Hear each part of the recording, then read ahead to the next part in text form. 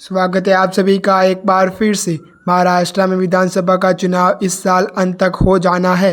तारीखों का ऐलान कभी भी हो सकता है। इसके चलते सभी राजनीतिक दलों की तैयारियां जोर शोर में चल रही है। लेकिन चुनाव की पृष्ठभूमि में महायुति में सीट बंटवारे को लेकर खींचतान शुरू हो गई है। सूत्रों के मुताबिक उप मुख्यमंत्री अजीत पवार के नेतृत्व वाली एनसीपी ने 60 से ज़्यादा सीटों की मांग की है। एनसीपी अजीत पवार गुट की ओर से बताया गया है कि उनकी पार्टी इन सभी सीटों पर चुनाव लड़ने और जीतने का मुद्दा रखती है। पूरे मसले पर हाल ही में अजीत पवार गुट की आंतरिक बैठक हुई।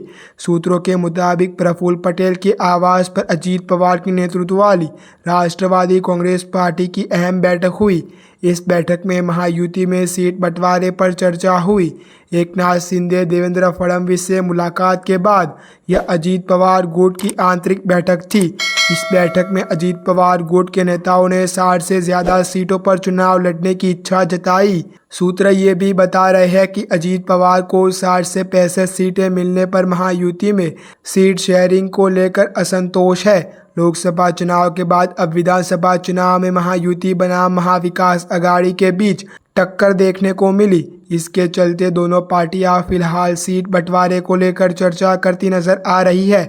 सूत्रों ने जानकारी दी है कि एनसीपी अब महायुति में 60 से ज़्यादा सीटों पर चुनाव लड़ने की तैयारी कर रही है।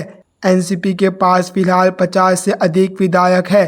अजीत पवार ने यह भी दावा किया है कि एक सभा में कांग्रेस के 3 विधायक और 3 निर्दलीय विधायक उनके साथ थे। उन्होंने यह भी दावा किया कि कांग्रेस के हीरामन खुसकर, जिशान सिद्दीकी और सुलभा खोड़के जल्दी उनके साथ जुड़ेंगे।